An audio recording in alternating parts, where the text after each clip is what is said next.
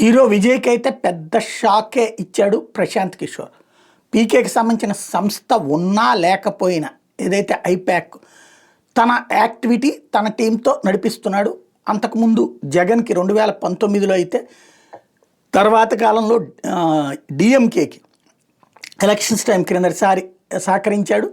డిఎంకేని గెలిపించడంలో కీలక పాత్ర పోషించాడు. సరే, ఓడినటువంటి సందర్భాలను సమాజ్వాదీ లాంటి వాళ్ళు అదే సందర్భంలో మొన్నటిసారి తెలుగుదేశానికి సహకరించాడు. పూర్తిగా కాదుగా, తెలుగుదేశానికి కన్సల్టెంట్గా ప్రత్యక్షంగా కాకుండా పరోక్షంగా సహకరించి పెట్టాడు. అట్లాగే జరిగింది. అట్లాగే క్రిందటిసారి విజయ్కి తను గెలిపిస్తానని ప్రకటించాడు. అయితే ఇప్పుడు విజయ్ ఏఐఏడీఎంకే పొత్తు పెట్టుకోవాలన్నటువంటిది అప్పుడు తను చేసినటువంటి సజెషన్. అయితే ఏఐఏడీఎంకే బీజేపీతో పొత్తు పెట్టేసుకుంది. అంటే ఈ ప్రశాంత్ కిషోర్ వ్యూహంలో అది చిక్కుకోలేదు.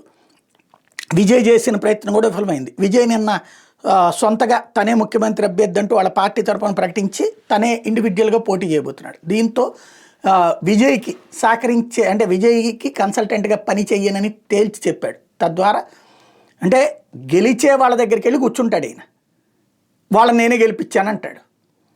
ఓడిపోయేటటువంటి వాళ్ళని గెలిపిస్తే కదా. క్రిందటిసారి కమల్ హాసన్ కూడా ఈయనే కన్సల్టెంట్, మరి గెలిపించలేకపోయాడు. మమతా బెనర్జీకి అప్పట్లో గెలుస్తుందన్నప్పుడు సహకరించాడు. అప్పుడు బీజేపీ వాళ్ళకి సహకరించనన్నాడు. బీజేపీ వాళ్ళు ఇస్తానన్నా సరే ఎవరు గెలుస్తారో క్రాస్ చెక్ చేసుకుని వాళ్ళకి చేస్తుంటాడు. ఈయన విజయ్కి హ్యాండ్ ఇచ్చాడు అనమాట.